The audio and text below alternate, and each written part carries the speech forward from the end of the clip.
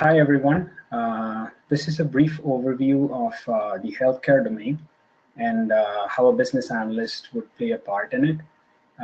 We will be going through a couple of basic concepts like EDI transactions, basic terminologies, how a claim is processed, the claim workflow, how it starts as a claim, gets processed, and finally the claim gets paid. These are some of the concepts that we'll be covering, and let's start off with a couple of healthcare terminologies. So we're going to start with a couple of terminologies that we are familiar with. The first one is subscriber. So a subscriber is an individual who meets the health plan's eligibility requirement and who can enroll in a health plan, and he or she accepts the financial responsibility for any premiums or co-payments, co-insurance, or deductibles. So the next term is member. A member is a person who is eligible to receive or is receiving benefits from an HMO or an insurance policy. This includes those who have enrolled or subscribed and their eligible dependents. So a subscriber is a person who gets these benefits, whereas a member gets enrolled and also his dependents are covered. So person becomes a member of a healthcare plan, whereas a subscriber is just an individual. The next term is provider. So provider is a supplier of healthcare services, like a hospital, a nursing home, lab, or a physician. So anyone who provides you with a healthcare service is called a provider. The next term is claim. So a claim is like a detailed invoice that your healthcare provider, so like we talked about in the earlier term, a doctor or a clinic or a hospital, this claim is like an invoice that's being sent to the health insurer who is your insurance provider, and this invoice will exactly show what services you've received, your member ID, your name, your demographics, everything that's needed to actually pay out that claim. And the next term is co-insurance. So co-insurance, you might have come across this term. This is a form of cost sharing between the member and the insurance company, so you and the health insurance provider. So if you're insured, you pay a percentage of the cost of covered medical services, and the insurance company pays a percentage. So usually it's like after you cross a certain amount of money and after you pay it out, the insurance company won't usually pay you the entire amount of money. It's like we'll pay you 90% and you have to cover the remaining 10%. Now I want to include another word here. It's called out-of-pocket maximum. So for example, the out-of-pocket maximum is like $10,000. You are only liable to pay $10,000. So if your claim amount is $20,000, the 10% that I mentioned earlier would be applicable only for the $10,000 out-of-pocket maximum. After that, the claim usually covers the entire charges that you have to incur. The next term is co-payment. So co-payment again is a form of cost sharing where the insured person pays a specified flat amount per unit of service. So for example, if you're visiting a doctor and the doctor charges 200 bucks, the co-payment is going to be $30. So you only pay $30. The remaining $70 is being taken care of by the health insurance that you have. And the next term is deductible. So a deductible is a certain dollar amount that you must pay before your health insurance coverage actually begins to cover your medical expenses. It might be $500 per year, and once you cross the $500, then the co-insurance applies if applicable, and the plan then proceeds. Now, getting a bit more technical. So the next word is EDI. The definition is electronic data interchange. Now, this is applicable in different industries. And basically, this is just a computer-to-computer exchange of business documents in a standard electronic format between business partners. So basically, it's an encrypted way of sending information from one organization to another because the data that you're transmitting is sensitive. The next term is going to be personal health information, or PHI. Now, PHI is also referred to as protected health information. So this generally refers to demographic information like your age, your location, your first name, your last name, your medical history, the test and lab results, the insurance information, and any other data that a healthcare professional collects to identify an individual and determine appropriate care. Now, this is protected information because this is confidential and it should be only accessible by you. So when you're transmitting this information from one organization to another, they make sure that it's encrypted and it doesn't get leaked. The next one is going to be HIPAA. So HIPAA is Health Insurance Portability and Accountability Act of 1996, because that was the year that it was introduced. So HIPAA is nothing but a law that sets standards regarding the security and privacy of a person's health information. This has several titles, but we are just going to talk about Title 1 and Title 2 because these titles are more apply more to healthcare claims processing. So the first title is called Health Insurance Reform. Now, this is a title that protects health insurance coverage for individuals who lose or change jobs. So suppose you lose your job or you change your job, the time interval should be covered by your health insurance plan. And this also prohibits group health plans from denying coverage to individuals with specific diseases and pre-existing conditions, and from setting lifetime coverage limits. So that basically means that if you have a pre-existing condition, that should be covered by your health insurance plan, and that is the law. Moving on to Title 2. Title 2 is HIPAA Administrative Simplification. So this title basically says that it establishes national standards for processing these health insurance transactions. So it basically requires your healthcare organizations to implement secure systems to transmit this health data from one organization to another or to the state. The next term is coordination of benefits. So this is a process where if an individual has two group health plans, the amount payable is divided between the two plans. So the combined coverage amounts do not exceed 100% of the charges. So it basically means that if the person has two plans, it shouldn't pay more than 100% of what the person should be actually getting. The next term is ICD codes. So we're going to talk about ICD-10 first. So ICD just means International Classification of Diseases, and previously the version was ICD-9, and after October 1st of 2015, ICD-10 was introduced, and it's basically a clinical cataloging system that went into effect. And this basically accounts for modern advances in clinical treatment and medical devices. So these codes actually offer many forms of classifying options compared to ICD-9. So ICD-10 actually covers about 68,000 medical devices and health conditions, whereas ICD-9 covers about 13,000. And HL7. So HL7 is it provides a framework.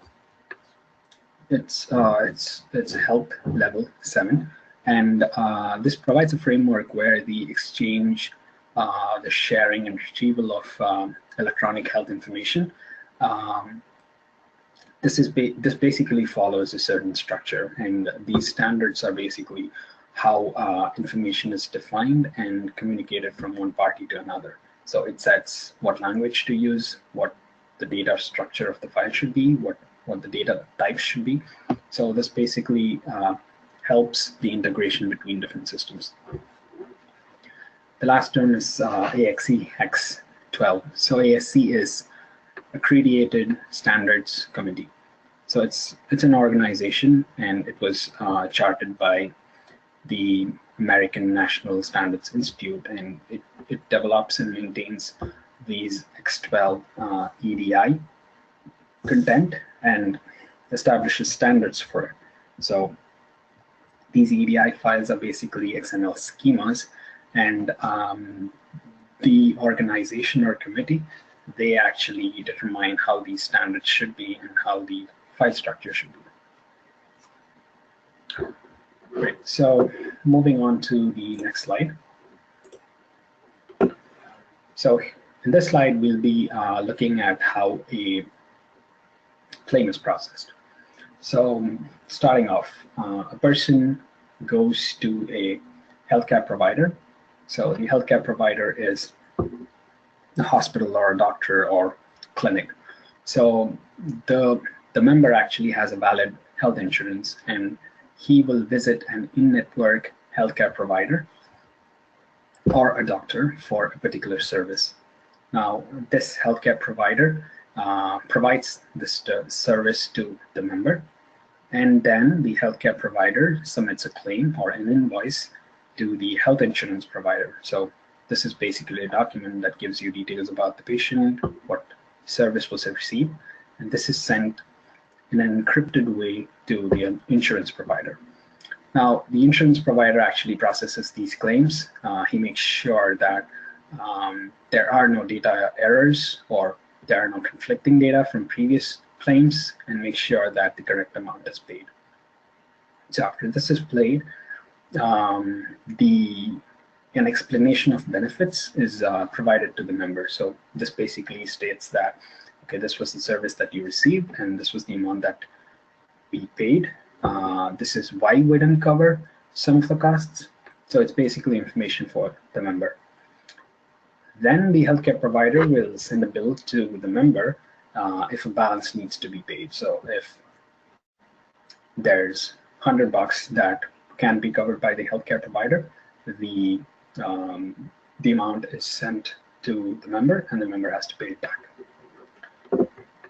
So that's a brief overview of how a claim was processed. Now, if you look on the right, we have a flow chart, and these four functionalities at the top: transaction management, risk management, business intelligence, content management. These are some of the payer services. So a payer is nothing but someone who reimburses a member for the cost of the health service. Now, these systems are in place to make sure that the claim is correctly processed and the correct amount is paid. And these services can be broken down into, it starts off with member services, then it verifies if the member is enrolled.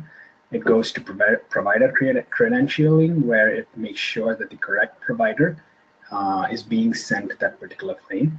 It goes to the eligibility, where the eligibility team checks whether the patient is qualified for receiving that claim or receiving that money, and how much should he be given. It then goes on to claims administration, where these claims are segregated into different departments, and based on that, it's sent to different parties for processing. After this is done, the transactions are verified, and they are repriced if needed. And the next step is adjudication, where the claims are processed. This is where most of data mining and data science apply, because this is the place where they determine how much money should be paid, and if there are issues with previous claims and all that. Then this is settled, an explanation of benefits is sent to the member, and all this information is being stored in a database. Moving on, we'll briefly be talking about healthcare plans. And healthcare plans are basically of two types. So commercial and government. To start off with commercial, commercials are majorly classified into 5 categories. The first commercial plan is a preferred provider organization, or PPO. So a PPO provides more flexibility when you're picking a doctor or a hospital. They feature a network of providers, but there are fewer restrictions on seeing non-network providers. And additionally, your PPO insurance will pay if you see a non-network provider, although it may be at a lower rate. So it just basically means that the PPO would allow you to see members that are not in their network, compared to a plan that we'll be discussing in a few minutes. And the key features are that you can see any doctor or specialist that you like without having to see a preferred care provider. Now, a preferred care provider is just a doctor that you have to visit to assess your condition, and the PCP actually determines what kind of treatment should be given to you, and if a specialist is needed to provide a service for you, he refers it. And so you can see a doctor or go to a hospital outside the network, and you may be covered. However, your benefits will be better if you stay in the network. Now, an EPO is an exclusive provider organization. This is a hybrid plan, but the healthcare providers must be seen within a predetermined network. And it just tells you that this is the network we are using, and you should be getting services from this network, not outside of it. The next plan is HMO. Now, HMO gives you access to certain doctors and hospitals within a network. It's the exact opposite of PPO. And this network is basically made up of providers, and the rates are usually lower if the member actually visits the providers within the network. So supplemental insurance. So supplemental insurance is anything that covers the amount of money or the procedures that aren't covered by your main insurance, either a PPO or an EPO or a HMO. And Medigap is basically an insurance that you get to cover healthcare costs, such as co-payments, deductibles, if you're traveling outside the US. So moving on, we'll talk a bit about HIPAA. So HIPAA is, again, like I mentioned, Health Information Portability and Accountability Act. They set standards for automating business processes of claims and administrations, and they define certain criteria to make sure that the claims are processed and the information is handled in a secure way to make sure that the information isn't being accessible by people who shouldn't be accessing it. The next topic we're going to talk about is HIPAA transactions. Now, HIPAA transactions are basically, when we move on to the next slide, HIPAA transactions or EDI transactions are basically files or XML schemas that are used to transmit information from one organization to another. So a brief overview would be a 270 file is used to request information from a health insurance company about a policy's coverage. Typically, that's related to a particular plan's subscriber. And a 271 file is used to provide information about these policy coverages to the specific subscriber or a person who's actually seeking the medical service. So this is a response that's being sent for 270. The next file is an 834 or benefit enrollment file. And this basically represents a benefit enrollment and maintenance document, and it's used by employers or people who actually provide you with insurance to enroll them in a particular benefit plan. And some of the information includes subscriber name identification, the name of the network, subscriber eligibility, etc. And the next file is going to be an 835. So 835 is used by health insurance plans to make payments to healthcare providers. And it also includes information about the benefits that the member received. And when the health service provider actually submits an 837, the insurance plan uses an 835 to detail the payment to that claim. And this 835 file is important because it tracks what payments were received for that particular service.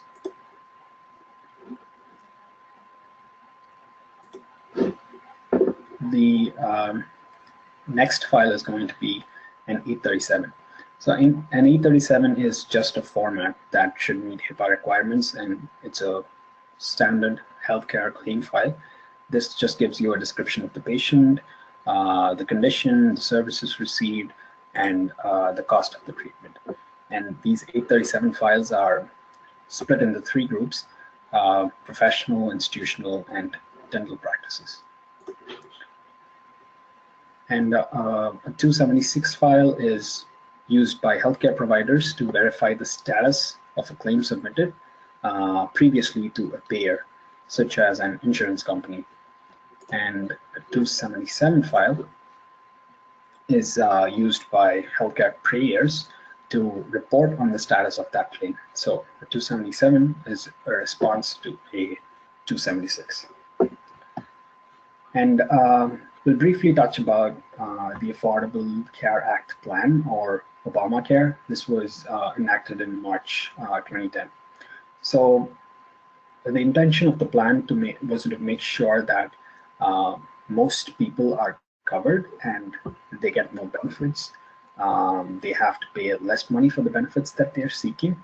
And the initiative actually funded the movement, and it provided a cheaper means of coverage to a lot of people, and this basically increased employment and built on infrastructure for these providers. And this also made sure that companies can no longer exclude these patients with conditions, with pre-existing conditions, which we earlier covered in Title I. And their children would be covered under the plan if they are 26 or younger.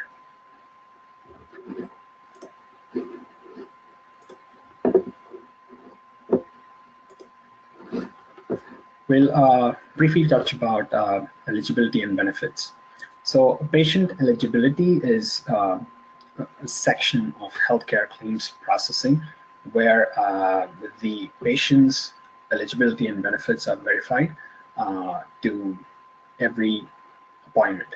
So if a member actually seeks a provider, he goes with the insurance information that he has, and this insurance plan is actually analyzed to make sure that the patient is eligible to receive those benefits. And the eligibility and benefit actually gives you the membership verification, how long the plan duration is, how long will the patient be covered, the different services that the patient can receive within this plan, the co-payment, the deductibles, the co-insurance, all that information. So this actually gives information to members and providers, because providers are the ones giving you the service. And the information basically includes identifiers like the patient information, demographics, first name, last name, the condition, is there a group ID for it, what the name of the plan is, who the healthcare provider is, the dates during which the actual plan is valid, the copayment for that particular service, any deductibles, the out-of-pocket maximum, like we talked earlier. Has that person actually reached that amount? Co-insurance, like we discussed earlier. Are there any limitations for this particular healthcare plan? So is there a service that the patient wouldn't be covered? And pre-authorization is basically a service that makes sure that the patient meets certain criteria before the services are administered to the patient. And it gives you information about whether the person is allowed to actually receive those benefits that the healthcare plan promises to. So we did skip two topics here, the X12 standards and the 4010 to 5010 conversion.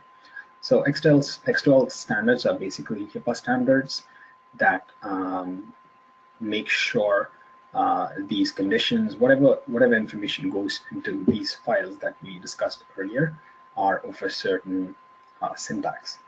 And 4010, 5010 are just HIPAA standards. So 4010 was the previous one, which covered a certain number of conditions. And these conditions are basically presented by code. So if it's diabetes, it's something like E42. So the claim file doesn't actually contain information that says the patient has diabetes. It just says the patient information, like first name, last name, and the code for that particular condition.